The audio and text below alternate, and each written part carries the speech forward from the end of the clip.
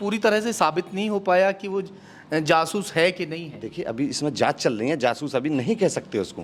हो सकता है वो प्यार के इरादे से ही यहाँ आई हो। क्या मुकदमा इस पे, क्या धाराएं लगी इस हैं? पे जो धारा लगी हैं वो 14 विदेशी अधिनियम और 120 बी आईपीसी, ये धारा, दो धाराओं में इसका इसमें रिमांड क्या है। सजा है, कम प्रावधान क्या सजा है? इसमें 5 साल तक की सजा का प्रावधान है इसमें। सीमा को नागरिकता मिल सकती है क्योंकि वो बिना वीजा के यहाँ आई, अनऑथराइज तरीके से आई है। नागरिकता पाने के लिए सबसे फर्स्ट स्टेप वैध तरीके से एंट्री होनी चाहिए, वैध तरीके से। उसके पास वीजा भी हो, पासपोर्ट भी हो। लेकिन अभी चूंकि देखो सीमा अवैध तरीके से तो आई है, सारा देश जानता है कि उसका वीजा नहीं है, तो कठिनाइयां तो हैं नागरिकता में भी। एक बार फिर से हम पहुंचे हैं रबुपुरा में, जहां सीमा हैदर और सचिन के चर्चे पूरे देश नहीं दुनिया के अंदर चल रहे हैं। आज हर एक व्यक्ति ये जानना चाहता है कि सीमा के बारे में आखिर चल क्या रहा है। सीमा से 18 घंटे की एटीएस पूछताछ करती है और पूछताछ के बाद में नतीजा शून्य निकलता है। फिर से पूछताछ चल रही है, पुलिस पूछताछ कर रही है। मैं क्योंकि सीमा से फ़िलहाल तो मुलाकात हो नहीं पा रही, फ़िलहाल उनके वकील साहब जो हैं, जिन्होंने जब पहली बार सीमा को अरेस्ट किया गया था, सचिन को अरेस्ट किया गया था, इन्होंने जमानत दिलाई थी। और वकील साहब से जानकारी लेंगे कि अब आखिर चल क्या रहा है सब, क्योंकि सन्नाटा चारों ओर पसरा हुआ है। हर आदमी जिज्ञासा में है कि आखिर फ़िलहाल सीमा कहाँ है। सबसे पहले वकील साहब मैं आपका नाम जानना चाहूँगा और आपका पद। जी, मेरा नाम हेमंत कृष्ण पाराशर। कहाँ आप करते हैं? मैं जेवर आउटलाइन कोर्ट है जेवर, वहाँ मैं प्रैक्टिस करता हूँ। सीमा सर कहाँ है? रबुपुरे में ही है, किसी गांव में है, क्या चल रहा है फिलहाल? फिलहाल सीमा इस समय रबुपुरा में ही है। अच्छा। और जो इसकी जो विवेचना कर रहे हैं, अभी इसमें विवेचना चल रही है, जांच चल रही है इसमें, तो सीमा फिलहाल अपने घर पर ही है अभी। अच्छा, शुरुआत में जब वो जेल गई थी, सीमा हैदर और सचिन और उनके पिताजी जेल गए थे, कितने दिन में आपने जमानत उनको दिला दी थी? देखिए, पूरी डिटेल थोड़ा बताइए। देखिए 4 जुलाई को सचिन, सीमा और नेत्रपाल जो गिरफ्तार होकर आए कोर्ट में, और 4 चूँकि 5 तारीख को स्ट्राइक थी, तो 6 तारीख में तो मैंने इसमें नेत्रपाल की बेल कराई। अच्छा। और 7 तारीख को नेत्रपाल और उसके अन्य परिजन जो जमानती वगैरह हैं वो मेरे पास आए और सचिन और सीमा की बेल डालने के लिए कहा, और 7 तारीख में मैंने सीमा और सचिन की भी बेल करा दी। आपको नहीं लगता था कहीं ना कहीं, क्योंकि जो सीमा है अनऑथराइज तरीके से हिंदुस्तान में प्रवेश कर गई, ठीक है, बिना वीज़ा के, बिना उसके, अगर आप उसको जमानत दिला रहे थे, कहीं ना कहीं आपको भी कहीं डर हुआ कि भाई? देखिए, मुझे किस बात का डर होगा? हाँ। मुझे तो अपनी वकालत करनी है। हाँ।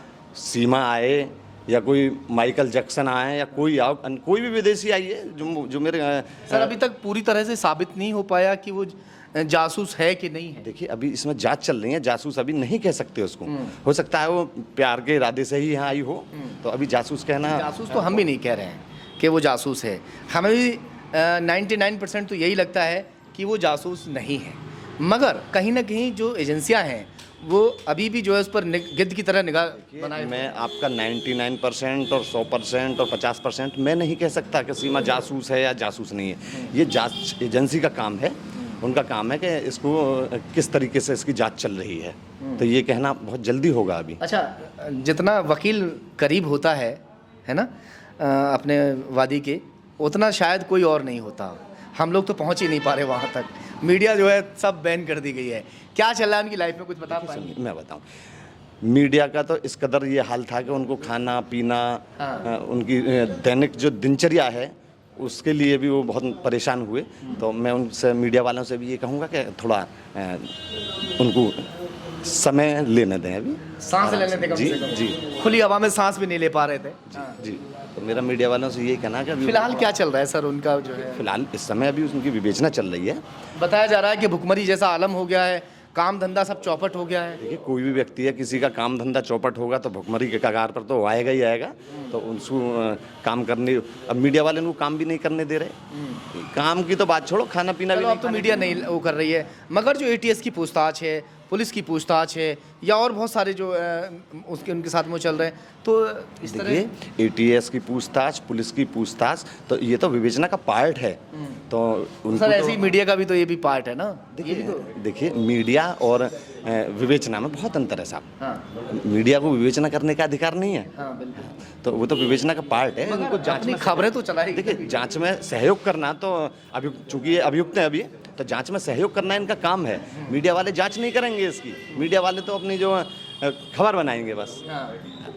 तो खबर वकील साहब कैसी बात कर रहे हैं भाई, खबर बनाएंगे, खबर भी तो आपसे भी तो बात हम इसी उस मुद्दे पे करने के लिए आए हैं। वो बात ठीक है आपकी, लेकिन मीडिया और अच्छा ये बताइए, एटीएस और पुलिस ने अब तक जांच की, 18 घंटे तक जो है पूछताछ होती है सीमा हैदर से, सचिन से और सचिन के पिताजी से भी। तीनों को अलग अलग कमरों में बिठा दिया जाता है, तीनों से अलग अलग तरीके से पूछताछ की जाती है, मगर उसके बावजूद भी सीमा के खिलाफ शायद कोई सबूत नहीं मिला। अभी तक तो एटीएस ने पूर्व में कहा था कि इसको, मैं जैसे न्यूज़ वगैरह देख रहा था कि एटीएस ने क्लीन चिट दी है, लेकिन अभी चूंकि क्लीन चिट मैं तब तक नहीं मानूंगा कि जब तक कोर्ट में चार्जशीट दाखिल नहीं हो जाती, तो तब तक मैं भी क्लीन चिट नहीं मानूंगा। अभी सारा जो साक्ष्य हैं उसके संकलन होने के बाद में कोर्ट में चार्जशीट दाखिल होगी, तभी इसका सारा खुलासा कर पाएंगे। चार्जशीट अभी दाखिल होने में कितना समय लग सकता है लगभग? बता रहे हैं कि और भी कोई जो टीम है वो जांच करने के लिए। देखिए चार्जशीट के लिए मैं नहीं कह सकता कि कब तक पुलिस दाखिल करे। चार्जशीट में ना ही कोई समय की पाबंदी है कि इसमें कब तक चार्जशीट दाखिल करनी है, जब विवेचना पूरी हो जाएगी। क्या उन्हें नागरिकता मिल सकती है? देखिए नागरिकता किसी भी विदेशी व्यक्ति को, सबसे पहले मैं तो ये कह रहा हूँ चलो सीमा को नागरिकता मिलनी चाहिए, पर लेकिन कानूनी तरीके से तो नागरिकता मिलेगी। वकील साहब मेरा सवाल ये है, क्या सीमा को नागरिकता मिल सकती है क्योंकि वो बिना वीज़ा के यहाँ आई, अनऑथराइज तरीके से आई है, उसके बावजूद भी क्या हमारी सरकार वीज़ा दे पाए यहाँ रहने के लिए? देखिए मेरी बात सुनिए, ये सरकार का काम है, पर मैं एक बात और बता दूँ। मैं एक एपी सिंह वकील साहब हैं सुप्रीम कोर्ट के, वो एकदम फटाक से बोल रहे हैं कि मैं ये करूँगा वो करूँगा। हो सकता है कि मैं वो सफल हूँ उसमें, लेकिन नागरिकता पाने के लिए सबसे फर्स्ट स्टेप वैध तरीके से एंट्री होनी चाहिए, वैध तरीके से। उसके पास वीज़ा भी हो, पासपोर्ट भी हो, लेकिन अभी चूंकि देखो सीमा अवैध तरीके से तो आई है, सारा देश जानता है कि उसका वीज़ा नहीं है, तो कठिनाइयाँ तो हैं नागरिकता में भी। अंजू हिंदुस्तान से पाकिस्तान गई, मगर वो वीज़ा लेकर गई थी यहाँ से, और ये भी बताया जाता है कि उसने वहाँ इस्लाम धर्म भी कबूल कर लिया और उसने वहाँ जो है नागरिकता भी उसको मिलने की कुछ क्या है उसको। देखिए हाँ, अंजू जो है वैध तरीके से गई है। हाँ। 1 महीने का वीज़ा लेकर के वो पाकिस्तान गई है। अब चूंकि वहाँ जैसे उसने निकाह वगैरह किया है जैसा सुना है अभी, लेकिन अभी जो खबर देखी कि अंजू ये सब मना कर रही है अभी कि मैंने उससे निकाह नहीं किया है अभी। अच्छा चलो, अभी तो अंजू का मामला है, वो चलेगा भी, अभी लंबा चलेगा शायद उसका भी अभी। मगर सवाल यहीं आके जो है हमारा फिर से खड़ा हो जाता है कि अगर जो सीमा हैदर है, जिसको अब सीमा सचिन के नाम से जाना जाता है, उसको नागरिकता नहीं मिलती है और अगर उसको पाकिस्तान भेजने की कवायद हो जाती है और पाकिस्तान वो चली जाती है, तो उसको तो शायद वहाँ। देखिए इस बारे में मैं नहीं कह सकता, वो पाकिस्तान का काम है कि अपने नागरिक के लिए क्या करता है क्या नहीं करता, पर लेकिन मेरा भारत सरकार से भी मेरी यही गुहार है कि पाकिस्तान सरकार से उसकी सुरक्षा की गारंटी लेने का प्रयास करें यदि सीमा जाती है तो। अच्छा, अगर नागरिकता नहीं मिली, ठीक है, और वापस भेजने की भी, भाई इसको ऐसा ना हो कि मार दें या कुछ कर दें इसके परिवार वाले या और कोई, तो फिर सीमा का क्या होगा? क्या जेल जाएगी सीमा?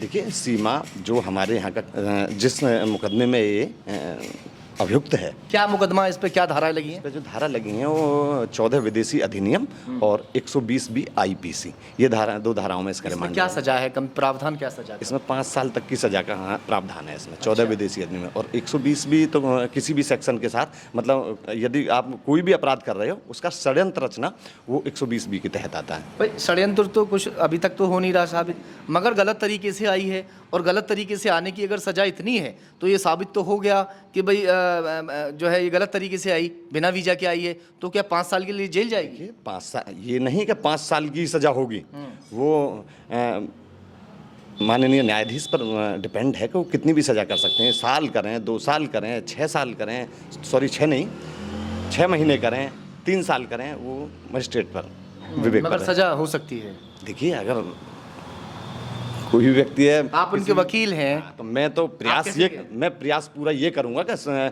सीमा को दोष मुक्त कराऊं हाँ। मैं तो दोष मुक्त कराऊंगा सीमा को। मैं सजा कैसे हो जाने दूंगा? अगर ATS ये ने- तो मैं आपको सिर्फ और सिर्फ किसी भी मुकदमे के विषय में बता रहा हूँ। हाँ। मैं तो सीमा को दोष मुक्त करा करके प्रयास करूंगा, दोष मुक्त कराने में ही लड़ूंगा उसको। अच्छा, ATS ने अगर साबित कर दिया, अगर साबित कर दिया कि सीमा एक जासूस है, तो क्या फिर कैसे बचा पाएंगे आप? कैसे? देखिए, वो सारी चीज़ मैं आपको अभी कैसे बता दूं? बचाने का पूरा प्रयास करूंगा, जो हमारे कानून में है उसके बचाने की प्रक्रिया पूरी करेंगे हम।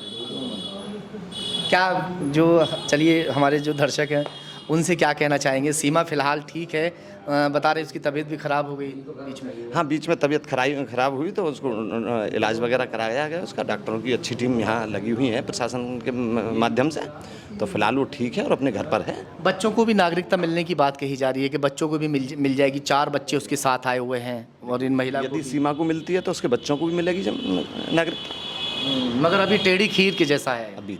अभी फिलहाल नागरिकता दिलाना ही, कह देना कि नागरिकता दिलाएंगे, या जो AP सिंह साहब बोल रहे हैं कि दिलाएंगे, बहुत मगर अतिशयोक्ति AP सिंह होगी। साहब तो दावा कर रहे हैं, वो कह रहे हैं कि अक्षय कुमार को मिल सकती है, आलिया भट्ट को मिल सकती है, और भी कई सारे उन्होंने नाम लिए हैं। मैं ये नहीं कह रहा कि उनको मिली है। देखिए, अक्षय कुमार, आलिया भट्ट और इन्हें एक ज़माना निकल गया सर। ज़माना निकल गया। कोई भी वो भाई साहब जो आप कहना चाह रहे हो ना, वो बहुत लंबा प्रोसीजर है। हाँ। कि इनको कैसे नागरिकता मिली। हाँ। एक कला भी एक ऐसा क्षेत्र है, उसमें भी आप 10 वर्ष तक भारत के अंदर रहे हो और आप पर कोई कला है तो आपको नागरिकता आसानी से मिल जाएगी, यदि कला है आपके अंदर।